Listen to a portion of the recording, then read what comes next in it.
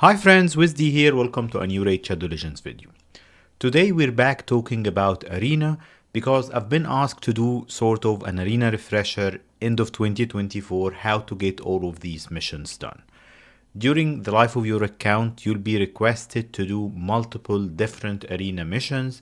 You'll have classic Arena early on for Arbiter, you'll have 3v3 for Ramanto, and finally you'll have Live Arena for Marius. And this is a good progression measure because that's how your account will go. After you finish the missions, you might not want to farm Arena that much, though let me show you here. So finishing your Great Hall will give you a good bunch of stats, and then from 3v3 doesn't give you anything except for those tokens or whatever for stuff. But Live Arena, you see I'm not that active in Live Arena after I got Marius, but it can give you some very important like boosts in certain areas like crit damage, ignore defense, speed, accuracy, resistance, and all of that good stuff. So today we're going to do an Arena refresher. As always, the timestamps will be in the description below. What I want to explain is that some generic rules, and then we'll move from classic Arena to 3v3 to Live Arena, what teams work, how you can progress and climb higher to the higher tiers with the least amount of effort. So let me start with some generic rules that will be true for all three types of Arena. The first important rule is that win more than you lose, so choose your opponents carefully. How to do so? Simply by just using that refresh. Every 15 minutes, the game will give you a free refresh without gems or anything. So being active and checking every 15 minutes, refreshing that list to get some easy opponents, the one-man defenses, that will make sure that you achieve that first generic rule, which is win more than you lose. Because they capped one of the things that they put in Arena and 3, like Classic Arena and 3v3, to help players get those missions done, is that they capped your losses to 5 per day. So if you lose more than 5 times per day, you won't lose points. You won't climb lower here in whatever tier that you are at. So what you can do by refreshes, the game gives you quite at least like it's 20 for 3v3, and here you get even more from the classic refreshes. So just make sure that you win more than you lose, so you'll keep climbing higher and higher. So that's the first generic rule. The second rule, which applies to Classic Arena and 3v3, also it's generic for both of them, is that you have to do 2 strong pushes. If you're looking to increase your level here, like let's see, in 3v3 I'm just hanging in gold. If you are looking to climb from like let's say silver 1 to 2, 3 and gold 1 for the missions, for example, in 3v3, you have to do same for Classic. You have to do 2 strong pushes. The first push will come on Monday, just after the reset. After the reset, some players tend to put weak defenses here. More players were doing so in lower tiers, but now everybody wants to climb. So if everyone, but still like a decent amount does it. So if you see the one-man defenses, you use the refreshes and everything, climb as high as you can on Monday. All the day Monday and going into Tuesday as well after the reset. So if I wanted to climb higher, Monday I'll use all of my tokens and maybe even invest some gems into getting as high as I can into that green bar. Same if you're trying to do the same, you'll just use the refreshes, use as many as you can, maybe use some gems. The important thing is that Monday to Tuesday, this is your time to climb as high as you can against very weak like defenses that everyone puts on a Monday. The second push that you'll have to do, it's more for 3v3 than Classic Arena I would say, is the Sunday night push. Just a few hours after reset, everyone is trying to climb to the next tier. So if you're just hanging, like let's say if you don't want to drop, or if you want to climb to a higher tier. So if you are in green, you'll notice that they'll knock you back to the yellow on Sunday night. Or if you are in yellow, you can very easily, if you're lower in the like bar here, they can very easily knock you back into red, and then you'll drop to the lower tier the next week. So make sure that Monday you climb into green as much as you can, especially for 3v3 or to the higher tiers for Classic. And then Sunday night, before you go to sleep, depending on your time zone and everything. But main thing is that make sure that they won't knock you off your current tier, or if you're trying to climb, make sure that they won't knock you back to yellow. How to be sure of that before you go to sleep on Sunday? There is a very simple rule. Like I said, they capped your losses to 5 per day. You cannot lose more points if you already lost 5 per day. So on Sunday night, before you go to sleep, if you are into green and you win more than 5 fights, 3 or 2 of the 3 fights at least, then you're sure that even if you lose, they won't knock you back all the way to yellow. Get into green, make sure you have at least 5 more wins here, and then you're good for the reset. Now let's jump. I'll start focusing on classic now and talk about strategies, which teams work and all of that. In today's meta, mythicals are dominant, depending of course of which tier you are in. Stone skin is dominant even in lower tiers, because if you're even beating like normal Hydra, you'll start getting your stone skin accessories. Speed is still there with Armands. Armands is still a meta there. So you have multiple like strategies here. So one thing you can do against stone skin teams is having multiple, like look at this team here, having multiple buff strippers, because you have, of course, you need the accuracy, and we'll talk about like ranges of accuracy and everything after this. But you having multiple debuffers, multiple buff strippers will allow you to have a good chance to strip stone skin. Like let's try this one on auto. Have at least 2 with your damage dealer. Of course, you can lose some, but go back to the first rule. If you win more than you lose, you will keep climbing there. Of course, like see here, I couldn't strip that Python. Second chance didn't work. Okay. But now I have a chance with Kaimar's reset here. Let's take this off auto. I got rid of Mortu, which is important. How come I back? Okay, that's a refresh accessory. So let's give it another try here. So now I managed to strip Python with the second time.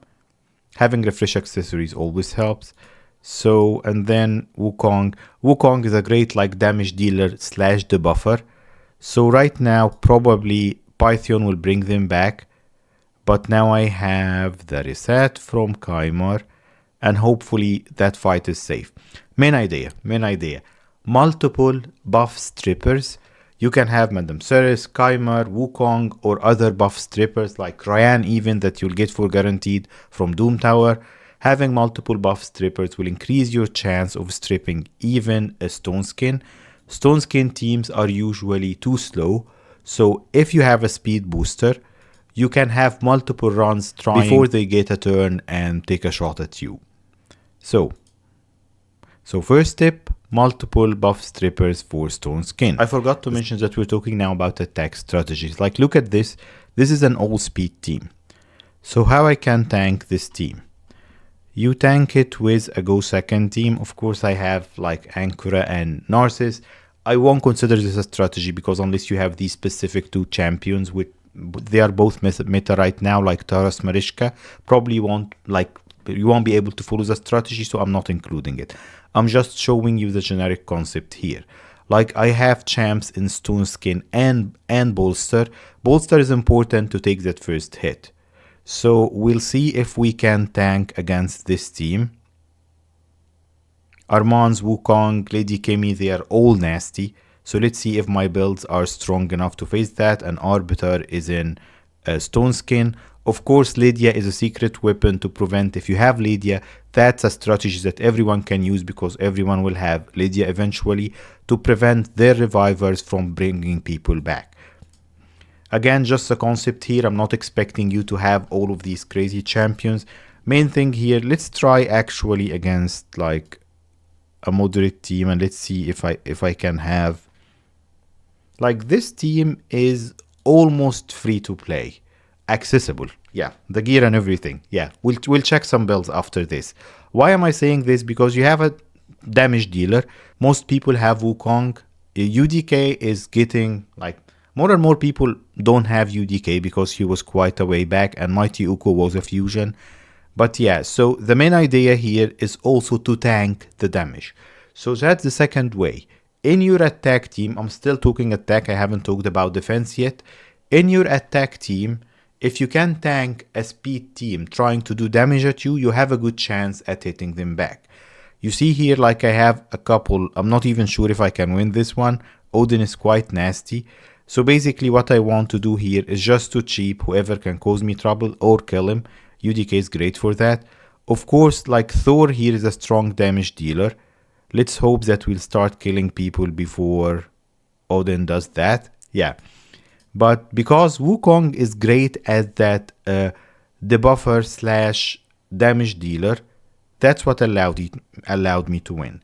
This strategy, which a lot of people are using, older players, is fully focused on UDK. UDK will soak the damage. If he's in Stone Skin and a very tanky build, he will soak the damage from those first hits. Let's try against this team. So 6-star Brimstone, usually that Python looks like that Python is used for PvE because that should have been cheap. Exactly like what we're seeing on Odin here. If these both are cheap, which is one way of making defense if you have high ascension, you have a chance at cheaping the debuffers and tanking this. So let's see if we can tank this. This is a tanky team against tanky team, so might not be the best way to attack them, but I'm just showing you what's happened here. Another tip, for example, Mighty Uku also can strip buffs, but my Mighty Uku is in provoke for Hydra, so he can also provoke their champs. So let's see if we can do anything now.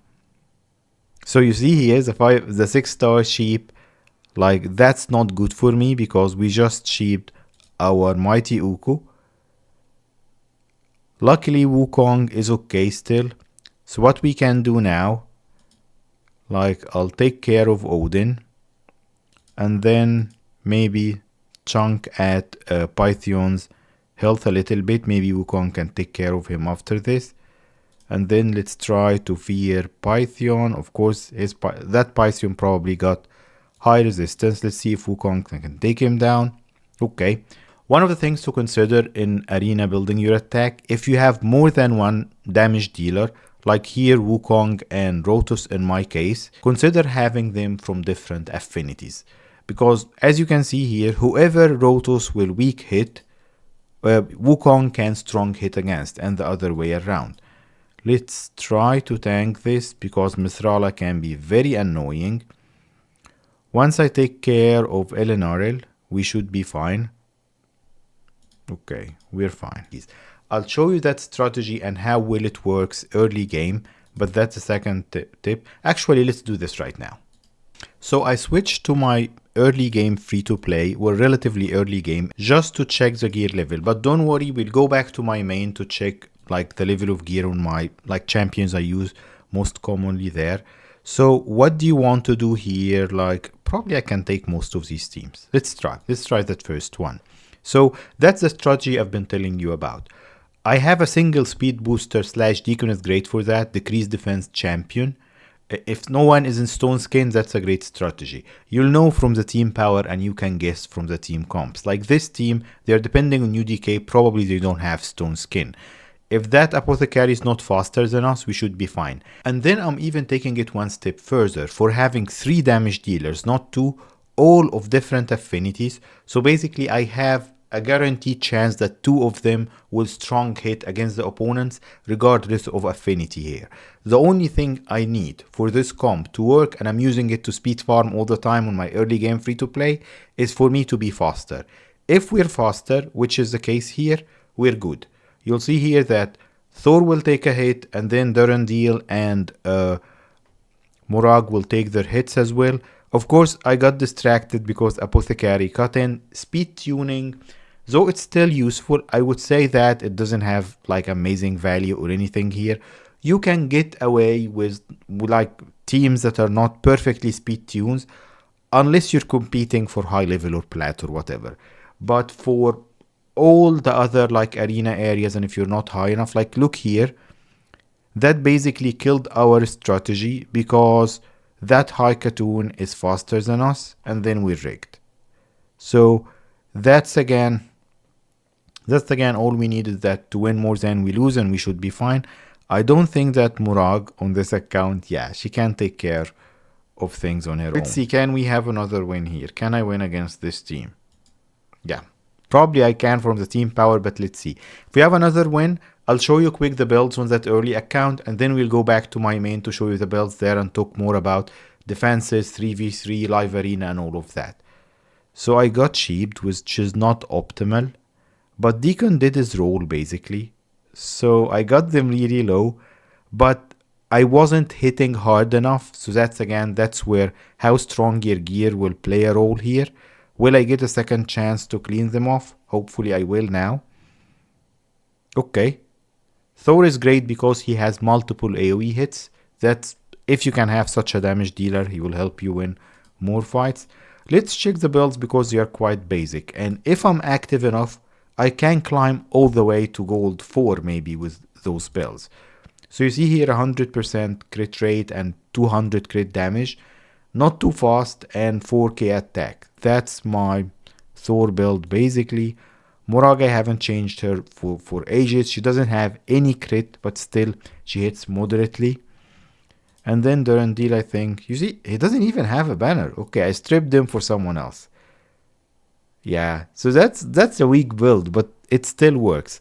Let me show you if we talk early game, like the speed and accuracy on my Deacon.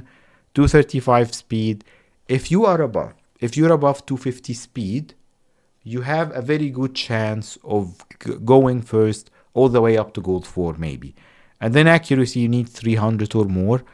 You can achieve these stats. We're talking about champions like Deacon or Wukong who will need both speed and accuracy. Of course, Wukong might need damage too. But you see my level of gear here, like probably you can achieve the same if you've been playing for over 6 months, and you can easily be in gold 4, gold 5 classic arena with that. Let's flip back to my main account to continue talking about strategies and stuff. Because I know I might forget toward the end of the video, so let me show you some builds now. Like for example, that's my UDK in all stone skin, 6 pieces here. What do you want from your UDK if you have one and you're using him for arena defense? As slow as possible. This is not slow enough. In 6 pieces stone skin, as much resistance as possible. And then just load them up with HP and defense. So 120k HP, 5k defense is okay. These are good stats, I would say, in all stone skin. And then masteries, you just want to increase the chance for him putting out the fears, or if you have, of course, sheep on him, this will increase the chance for sheep as well. So that's my UDK. Let's check my Thor build. My Thor is built for damage in lethal. What you want from Thor, from any damage dealer, basically as much attack as you can put on him. Well, actually I'm not using Thor on my main account, but these are not bad stats, I would say. If you have 300% crit damage and let's say 6-7k attack on your main damage dealer, 240 speed if we're talking in-game, that's not bad. Let's check my Wukong because I love his build. I think I have a video on him. I have him in 6 pieces of stone skin, so that can be really surprising for people. If you have him at least in 4 pieces of stone skin and you have him faster than, like, let's say 270, 280 speed with enough accuracy, this accuracy is good enough unless you're fighting like high level arena. And then those stats are good for damage. Like I have 5k attack almost and 200% crit damage on him because this is a hybrid build that can work in live arena in lots of places. He's in stone skin, he's fast, he got accuracy, and he can do damage. Usually the opposing team, even if you put that Wukong in your defense, they are expecting you to do only one of these things with your defense. Having all 3 in a hybrid build can be surprising and can allow you to win defense fights or live arena fights using this build. This is my Provoke Mighty Uko, for example, that's built for Hydra. That's not fast enough for arena, but yeah, it will work with you till high levels. Enough accuracy, above 400% is okay, and because it's Provoke, he can just provoke. It doesn't even depend on his accuracy. If we talk about someone like Ankura, this is your like protector, your shielder. Having that mix between bolster and stone skin is perfect for such a champion. So high HP, high defense. You don't want them to be too slow so they can take the turns. It can be your Duchess or whatever. As much resistance as you can have on them. Same, I think that my Python is just in bolster, but the same thing here. As much HP is not in one of my best builds, but high HP, high defense, and then high resistance as well. One of the things that you can also do for like the buffers, for example, like my Lydia is in bolster because I'm using her as a debuffer in the team. That's additional shields. when I'm running this team, I have 3 champions in bolster sets. I have Ankura, I have Pythion, and I have my Lydia with enough accuracy to debuff in bolster, so that shield is as big as possible. I can survive bombs targeted at Stone Skin. I can survive heavy hits and then go second and wipe the team. So we talked about the 2 main strategies for attack in Classic Arena. And Classic Arena is not difficult at all. You will have lots, even on Sunday, you'll have lots of weak teams and one-man defenses that you can beat and keep climbing. Just be fast with 1 or 2 debuffers for Stone Skin if you're climbing higher, and a good damage dealer, and you'll be fine. If you are lower level, probably you won't face that much Stone Skin, so you can have a debuffer with 2 damage dealers of different affinities to cover your bases, and then that can be your speed farm team. The other way is having your reviver in Stone Skin like Cardinal or Duchess or whatever with high resistance, and then go second. Just let them take a turn, go second and wipe them off. What about Classic Arena defense? I'd say that a team similar to this is something that you can do. So what you're depending on for defense, because defense, like the attacker always has an advantage. Whatever you're putting in there, they will counter it in their attack. So you want to have at least 2 defenders in different builds. Like one of them in Stone Skin and the other is just in pure bolster with massive HP to like tank that first hit. These 2 will help you like fight back, cleanse, revive and do all of that. 2 champions to soak the damage from the first hit and then help the team take this back. Steltus is my defense damage dealer. Having a defense or HP based damage dealer, you have Magnar, you have Mortu. Mortu can be very annoying. Narcissus and Taras, of course, if you have them. Having a defense or HP based damage dealer on your defense team, make sure that they are tanky by default so that you can take that second hit. Of course, Sheep, as I was saying, high level Ascension with Sheep can be just like part of your defense. And then having a wild card. That's what I would recommend for your defense. Like Wukong here, especially in that crazy build, is sort of my wild card. They won't know if it's an accuracy or damage or whatever. So having someone who can surprise the enemy and give you a chance at some defense victories is good for you to gain some points even from defense. If you put a one-man defense, that's totally fine because you'll just lose your 5 battles and then you'll continue climbing. You don't have to worry about defense. Defense is not a big issue now unless you're fighting for Plat Arena or something, which is a different story. We might have, well, if I manage to land in Plat in the future, I might have a dedicated video on this. Now let's move to 3v3, which has some different tactics there. How can you win in 3v3 and climb those tiers to get the missions done and farm those medals for whatever you can buy in the bazaar? They have some juicy stuff here like the Void Shard, the Sacred Shard, and now I'm just saving for that avatar. I'm really looking forward to have a couple of nice avatars there. So what can you do to climb in 3v3? It's becoming harder and harder. Again, you'll have only 5 losses and you won't drop further, but you won't have like too many easy teams while you're climbing. Everyone wants to climb in 3v3 now for the missions and everything. So you won't have an easy time winning those fights. So what you do? First, let's talk about 3v3 attack. Have your safe teams of different strategies to tackle like the regular defenses.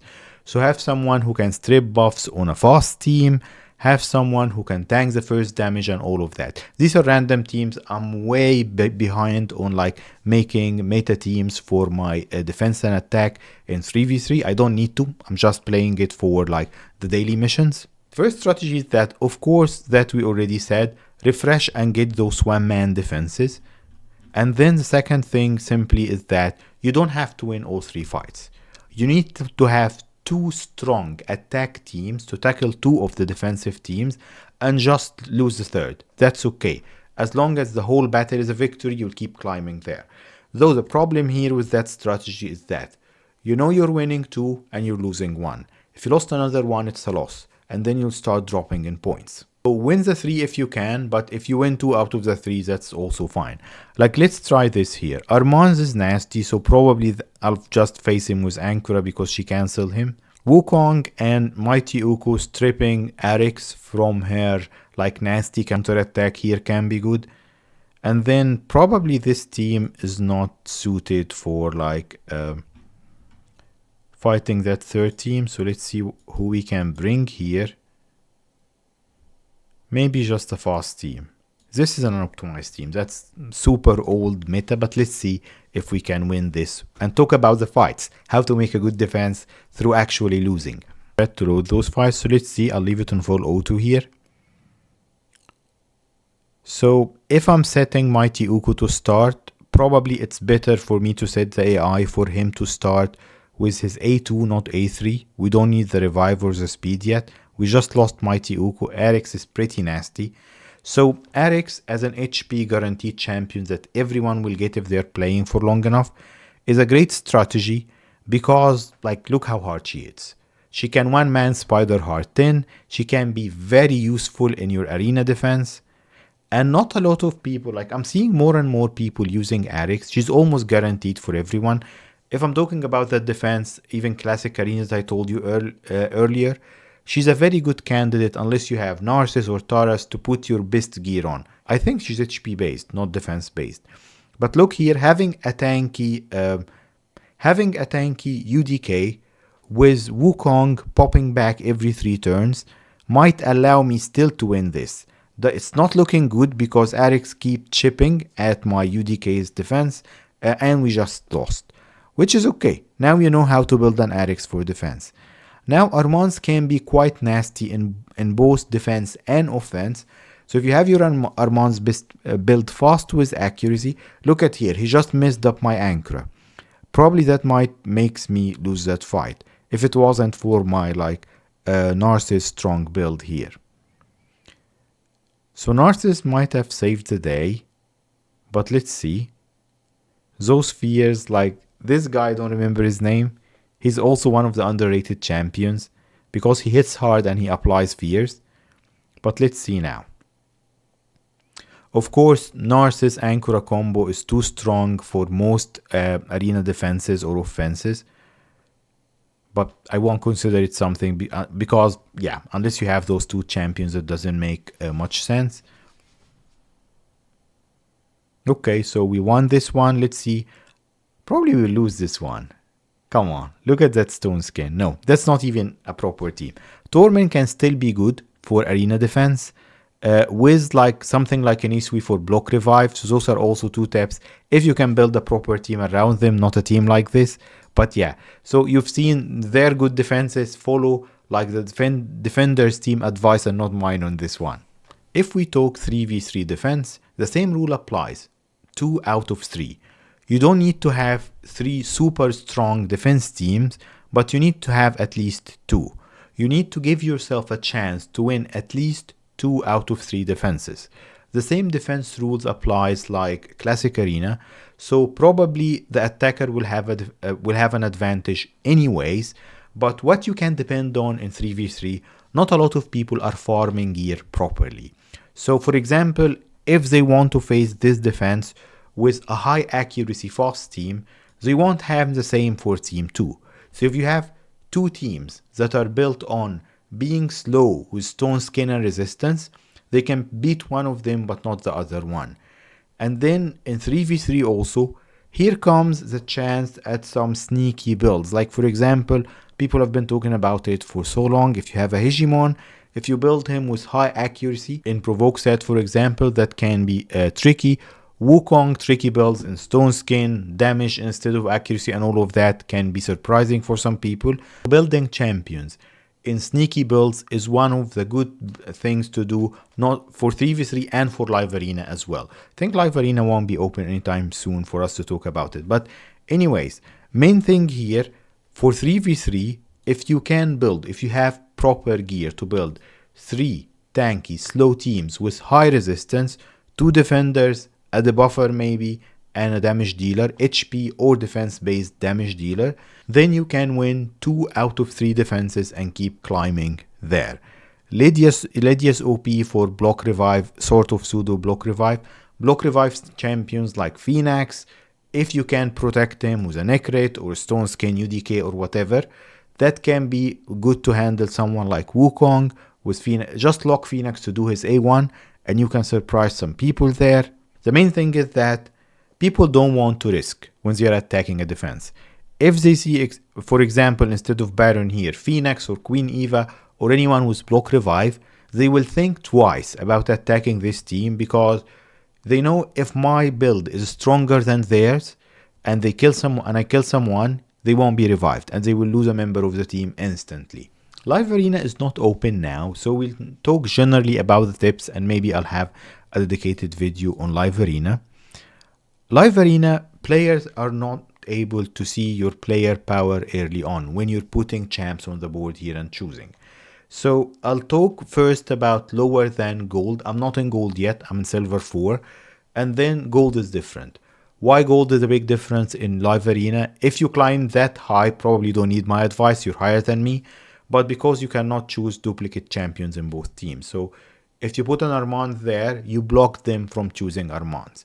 Armand is very powerful in Live Arena, not because he gets chosen, but because he can be like a guaranteed block. Then the rest of your team is safe. If they don't block him, then you have a chance, if you build him fast with high accuracy, just to win that fight. Armand is super annoying. So the first step for Live Arena is giving them a champion that they will probably choose to block, so having the rest of the team safe.